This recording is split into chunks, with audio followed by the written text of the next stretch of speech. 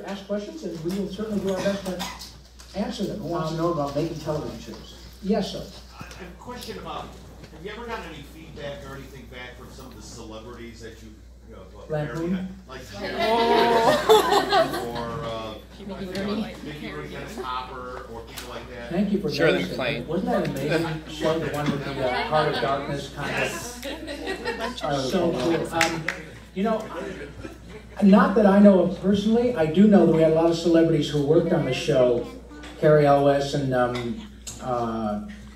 Ernest Borgnine and Jonathan Who played Monster Space? Jonathan Harris, Roddy McDowell. Oh my God!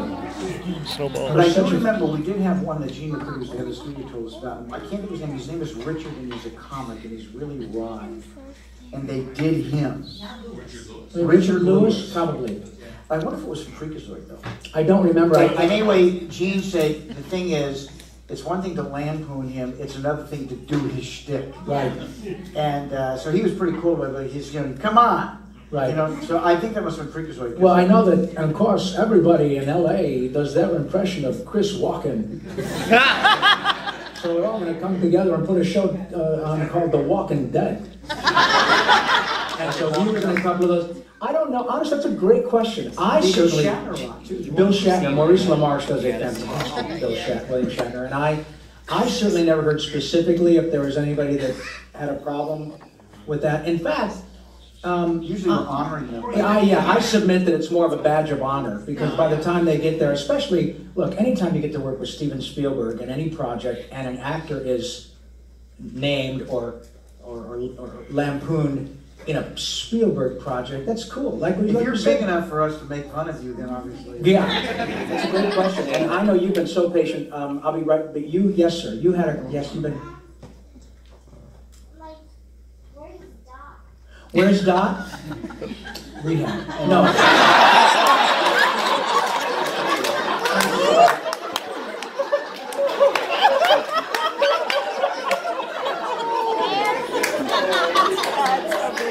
Things haven't been great for her since the show.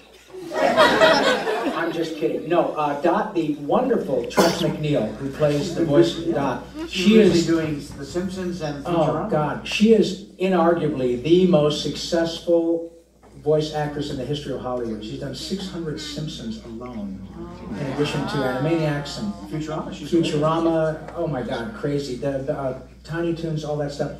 Unfortunately, Ms. MacNeille, who is the voice of Dot, and Jess Harnell, who is Wacko, couldn't make it this weekend. And one of the things that is nice about smaller rooms like this is exactly this, is that I can chat with you and have a nice discussion. When we do shows that are a little bigger with orchestras and all that, right, it's a fantastic show and really entertaining. But it's a different show because, you know, it's a lot of musicians, all of whom love playing. Much more expensive. But much more expensive. And the thing that Randy and I like about this is, I keep harping on it, but is this. We can come in and do this show at a price point that makes sense. As much as we love working with big orchestras, you know, you start doing that, having to pay 15 or 20 guys and a big blah, blah, blah. It's not an inexpensive night out. So we do it. We do it with the Los Angeles. We do it, and I love doing that as well. If want to do it, we do. We did it with the Colorado Symphony Orchestra. We did it, but anyway, that's when we bring everybody. Everybody. It depends on what the venue is. And but by we're the going way, to tell her you asked for her. Yeah, and we will tell her you asked. And also, to the extent you're interested, we do have a lot of feelers out to the major symphonies because this type of stuff is something they enjoy doing. So send a little tweet to Chicago Symphony. I think part of the reason we do these things is that people, you know, tweet, hopefully you had a good time, and one thing leads to another. They say, wow, these guys have done this with orchestras and they have all the music ready, and we'll come back, because that's, you know, what the show is. You like the show? Yeah, well, but we just have a ball being here. We had somebody back. Yes, yes, sir. Well, first off, I think I speak for everyone in saying that you're the voice of my childhood, along with Jimmy Cummings. Thank you, buddy. This is for you. I listened to your Talking Tunes podcast. Oh, thanks. And I'm wondering, for two questions. Number one, how awesome was it to interview the late, great June Foray? Oh, my goodness. And number two, what happened? Where are they? When are you doing more? Oh, well, thank you for asking. What's your name, sir? Mike Cook. Mike, hi, I'm Rob. Nice to see you. Like I said earlier, who knew your childhood as a middle-aged guy from Detroit? Well, actually, I should say older guy now. I shouldn't say middle-aged anymore. That's a bit of a stretch. Oh, you're only 20 on June. Thank you. Yeah. Well, personally, with respect to June, she was a treasure, queen, yeah. obviously. But I did have the good fortune. What was so interesting is I met June when she was 75 on a Jetsons project at Hanna-Barbera. And I recall saying to myself, oh my God, you're going to meet June Foray. She's 75, you know, she's sitting up there.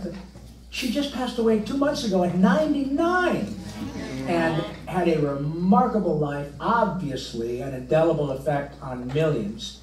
And God bless her, she was only about this tall. And I had her on my podcast, and a quick story, you guys will get a kick out of this. You know, I'm sure some of you guys are actors and singers, and whether you do it for money or the noblest of reasons, to make your soul and others happy, once that hook is set, that's it. It's like a drug when you're a performer. And I know that because not only do I do this for a living, but June was a great example of that experience. I called her up and I said, hey, Junie, it's Rob. Hi, honey, I heard about your podcast. Oh, thank you, you know, and I would love to. Well, I thought you'd never ask, you know. She's just so sweet. So I said, being deferential, she's old enough to be my mother. And I said, well, you don't live far from me. I'll bring my computer and my USB mic and oh no, wait. I heard you did it live at the John Lovett's Comedy Theater in Universal City. I said, well, I do, but what I wanted to say is you're 94. She beat me to the punch and she said, oh no, I want to come and do it for the crowd. So there were, I don't know, 150 people there, and it was magical because when she walked out, of course, everybody stood up. But what was really beautiful to witness from 3 feet away was how much she needed that, how much she got a kick out of the crowd. You know, that's why she was there. The interview was secondary. She was there to enjoy the fact that people loved her, and I get what she's talking about because we didn't have the same experience. You know who else was at Warner Brothers during those years? Believe it or not, was Chuck Jones. Yeah. And he, you know, they just sort of gave him off, so it was kind of cool. We'd always go over there and like he'd hold court. And, amazing. You know, he would always be asking questions. And Bill Ham and Joe Barbera too. They were like royalty, you know, but it was kind of cool just to... Yeah, and they created things that are, I mean, when we're in, you know, dust-free years, those things will still be relevant and entertaining. The second part of your question, thank you for mentioning it. I do have a podcast that has turned into a video show now on Nerdist, and it's called Talking Tunes, just like mine said, TALKIN T-O-O-N-S, in which I interview people like Randy, people who are composers, other actors, producers. Everybody in the industry. Everybody, and last week, the one that just, a new one comes out every Friday, and the one that came out yesterday is with Seth Green, and it is hysterical. In every episode, we ask the actor to read something that one of the producers picks out as one of their famous characters, and Seth he and I read a Star Wars piece in which he's doing Obi-Wan Kenobi as Chris. And when you watch it, honestly, God, I couldn't get my breath. I think they released it as just a teaser, but it's called Talking Tunes. If you go Nerdist Talking Tunes, or I think it's also called Project Alpha. It's actually you can find it via Nerdist, but anyway, it's great fun. And the audio portions eventually will be stripped and released under the Nerdist umbrella as an audio portion too. So that's why you haven't gotten any new audio ones. But thank you for asking. Yes, we're all here. Thank you, buddy. What is your question? What's your name? Hello. I know, it's weird hearing it come out of my head. You should see it from my side. My side. Do you have a question, sweetie? Okay, can you ask it? When was the show made? When was the show made? Well, A little before you were... yeah. I was like 11, so... Now, I don't know if you... I invented fire. Actually, Rob was performing at the Last Supper. Oh yeah, people don't know this. I was the entertainment at the Last Supper. I was Shecky of Arimathea. Sabrina, oh my goodness, she's just so precious. Sabrina, the show was made between 1992 and 1999. So It was between 20 and 25 years ago. But what the best part of this whole thing is that people like you and your mommy and daddy come out, and your mommy and daddy enjoy the show as much as you do. And I don't even know how to tell you how great that is. Are you having fun? Oh my gosh. Thank you for answering. Thank you, Sabrina. Yes, sir. My name is Joseph. And who was the first Animaniac, Yakko, Wacko, or Dog? Oh my goodness, what a great question. Well, since Jack was the older brother, I guess he came first. I don't know. I don't know if there's any real chronology. And people also ask how old we are. I don't know. And then they even asked us that we wrote a song. You wrote a song about Yakko, what are we? Because they said, what are they? So Dr. Scratch, it was like one of the very early songs. Yeah, and the last line is, "What we are, dear doctor," is cute. What we are clear and absolute. Yeah, what we are, dear doctor, is cute. Yeah, and so I hopefully answered more questions that you were going to ask. Thank you, Joseph. Yes, sir. I had this young girl. Oh, I'm sorry. You're next. Yes, ma'am. Hi, I'm Julia. Hi, Julia. You got to cheer up. You're so sweet. Hi, honey. Hi, I already said my name. My question is, while working on the Animaniacs, do you guys sometimes prank each other? Oh, honey. Well, let me tell you, as much fun as you see it, and this is not contrived, folks. We love doing this, and I hope that comes across. And the same thing holds true when we're in a recording session together. When you're surrounded by Frank Welker and Tress MacNeille and Billy West and Maurice LaMarche and Jess Harnell, Jim Cummings, over and over and over.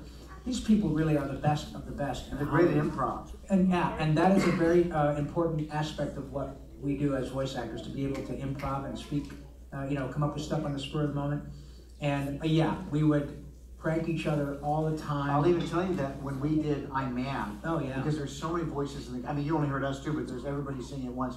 So it took the whole day to record that, I remember. And by the end of the afternoon, Gert was really tired. And as the cars driver goes, you hit me, they began in their cartoon voices swearing at each other. And I don't know if the interview, but it was one of the funniest things I've ever heard. I won't do it here, but it was really funny. Yeah, it got a little out of control, and that happens a lot. Because let's face it, chronologically we're adults. But if I'm in a room with John DiMaggio and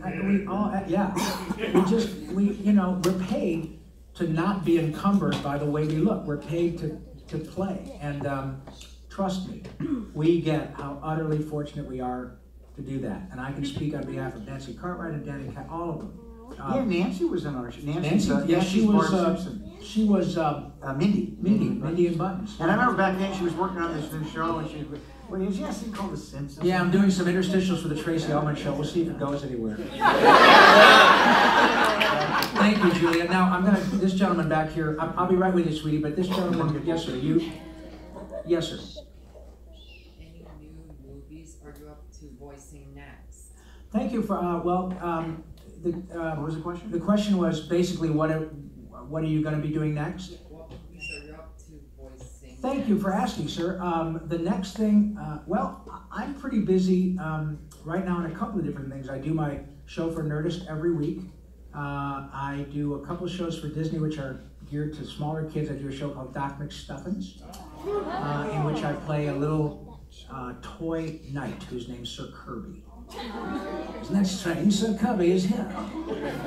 And interestingly, I'm still finishing up Ninja Turtles.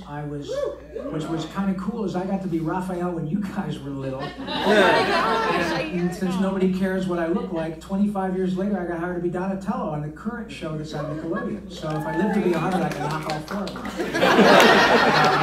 He said he's going to have to keep doing it until he gets it right. Until I get it right. And then people often ask me, what's your favorite job? And I say the next one, because it means I'm working. We are so fortunate to be able to work every day, and I've been lucky enough to do that for 30 plus years. So the cool thing about our show, I think, and what we try to offer to an audience is that as much as we love Animaniacs, and that's the ostensible reason everyone is here, fortunately Randy and I are not just trading off a show we worked on 20 years ago. We work.